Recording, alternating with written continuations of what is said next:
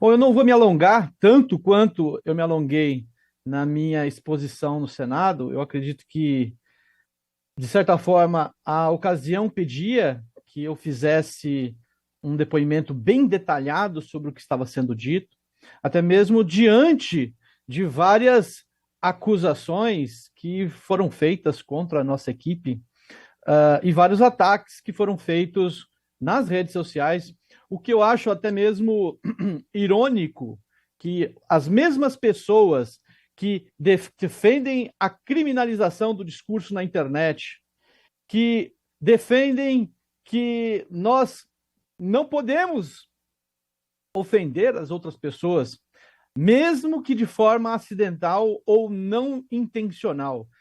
Essas pessoas nos atacaram, nos difamaram de formas absolutamente antidemocráticas. O Eli Vieira, meu amigo, meu parceiro de trabalho, meu colega, uma pessoa que eu admiro muito, explicou muito bem na sua fala agora, de que o limite da liberdade de expressão é a agressão deliberada. E foi isso que fizeram conosco. E o interessante é que muitas dessas pessoas têm se engajado em campanhas contra a fake news, contra o discurso de ódio. Pessoas essas que estão sendo financiadas por banqueiros, por ONGs milionárias internacionais. Muitos interesses estão sendo colocados em jogo aqui. E muita desinformação tem sido feita sobre as afirmações do empresário Elon Musk, dono da rede social X, antigamente conhecida como Twitter. Elon Musk não tem se recusado a cumprir a lei brasileira, como tem sido dito no noticiário. O que tem dito é que o judiciário brasileiro tem exigido que o Twitter descumpra a lei e entregue dados de cidadãos em desconformidade com o Marco Civil da internet. E isso nós comprovamos com as denúncias que nós fizemos no Twitter Files. Em 2 dos 3 principais casos que a gente denunciou, a justiça deu ganho de causa para o Twitter, confirmando o caráter ilegal dessas solicitações. O único caso em que o Twitter foi forçado a enviar ilegalmente os dados dos usuários envolveu uma instância superior, o TSE. A Constituição brasileira garante no seu artigo 5º que ninguém será obrigado a fazer ou deixar de fazer alguma coisa senão em virtude de lei. E a lei diz que os direitos de privacidade dos usuários da internet devem ser preservados e quebrados apenas em alguns casos bem específicos. E é importante destacar também que o Twitter Files tem revelado uma atitude correta do Twitter diante das demandas ilegais da justiça brasileira, mesmo que na época os donos fossem outros. Os arquivos que nós temos mostrado são da época pré-Elon Musk. E mesmo naquela época, aparentemente, o Twitter já estava respeitando os direitos dos usuários na internet, ao contrário de outras redes sociais que aparentemente estavam entregando os dados privados dos cidadãos sem ordem judicial clara. É importante destacar que o Twitter Files tem revelado também o nosso mapeamento da censura no Brasil, que a censura transcende as ações do STF, TSE, e ela vem de outros órgãos e outras instituições, como o próprio executivo, o legislativo, e também de ONGs financiadas por milionários, por instituições internacionais bilionárias, como a Open Society, do senhor George Soros. Um desses grupos que tem patrocinado, que tem agido muito fortemente com relação à censura no Brasil é o grupo Sleeping Giants, que tem perseguido pessoas cuja ideologia política é diferente deles. Majoritariamente, os Sleeping Giants têm atacado pessoas que se consideram, que se manifestam de forma à direita no discurso político. E, claro, sempre com a justificativa de que está combatendo fake news, que está combatendo o discurso de ódio. Agora, sinceramente, é apenas a direita que mente? É apenas a direita que produz fake news? O que a gente tem visto é que a mentira vem de diversos atores na sociedade. Não vem de uma ideologia política. Não vem da direita. Não vem só da esquerda. Ela é generalizada. No entanto, o suposto combate à fake news ele é sempre direcionado à esquerda, à direita, apesar de atores de esquerda também estarem sendo atingidos nesses últimos anos. A censura nunca tem esse nome. Ninguém vai falar, eu quero censurar, esse projeto de lei é a favor da censura. É sempre com eufemismo, é sempre maquiado e sempre com o propósito de controlar o que as pessoas dizem na internet. Sempre com o propósito de filtrar opiniões que desagradam ao poder estabelecido.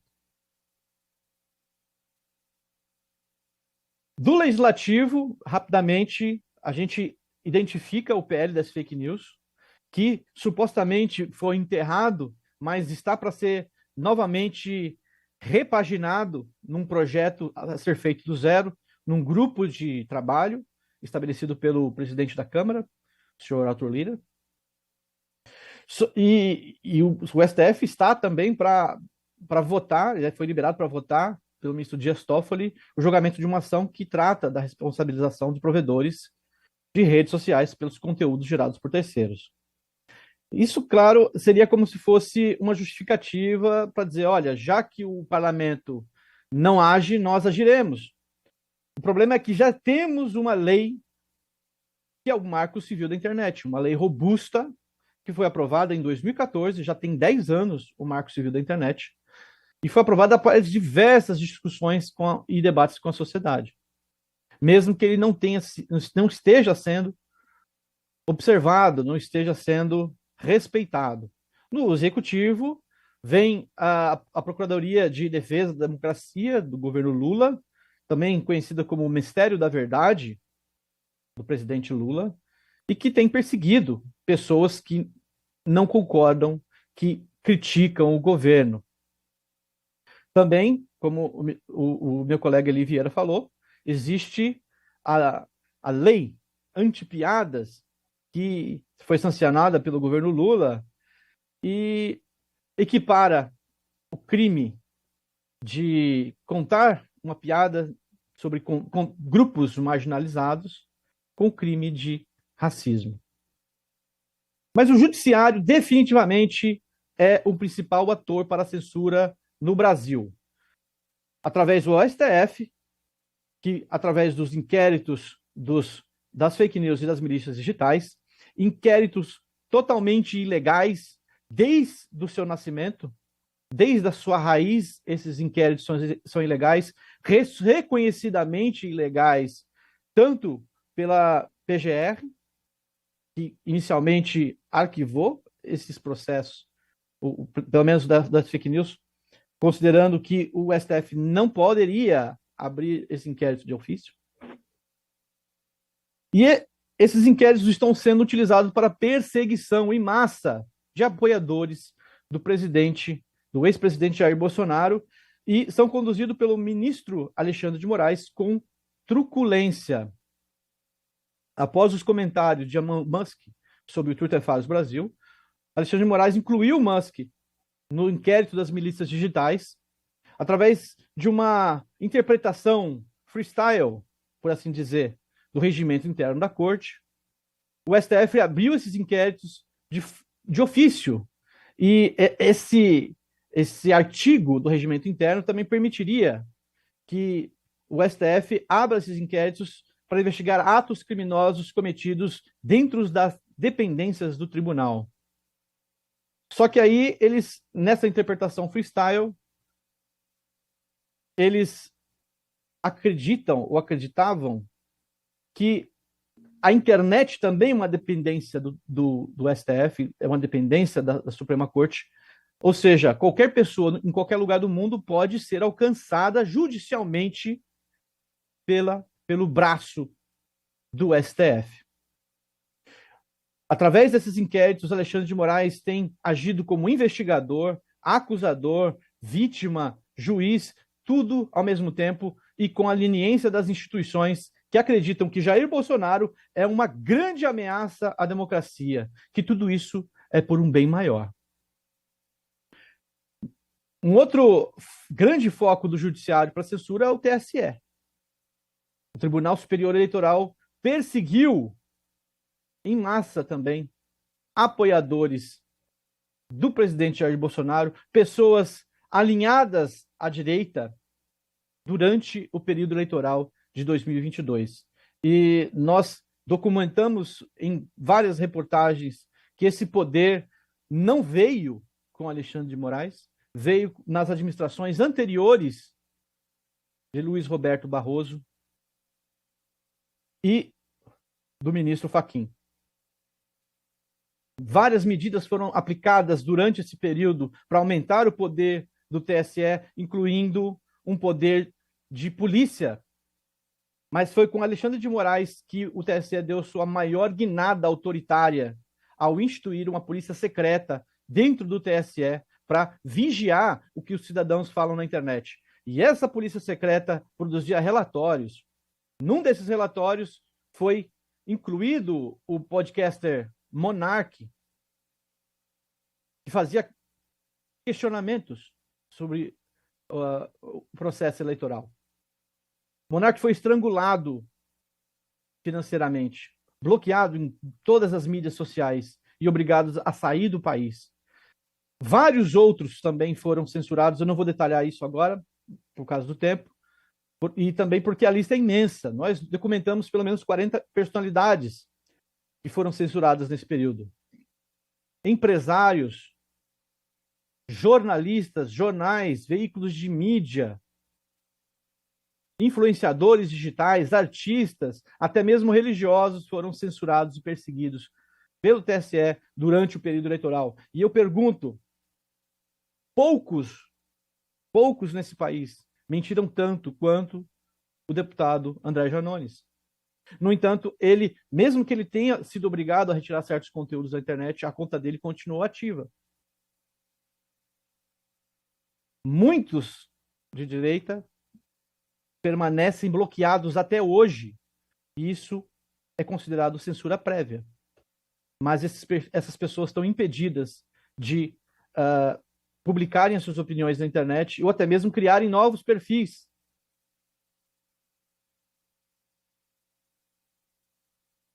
Um evento importante também feito pelo TSE foi a criação do Centro de Enfrentamento à Desinformação, o CIED, que agora transformou o que era feito de maneira informal, praticamente informal, sem nenhuma supervisão, agora ficou institucionalizado no TSE, essa polícia secreta, e que agora anunciou parceria com o Ministério da Verdade do Lula e também com a Anatel, que colocou à disposição do TSE o seu poder de polícia. Eu quero falar brevemente sobre principais tópicos que nós descobrimos no Twitter Files. O primeiro foi um caso do Ministério Público de São Paulo, em que o Twitter foi exigido do Twitter dados cadastrais de uma conta, numa investigação sobre uma liderança de uma facção criminosa.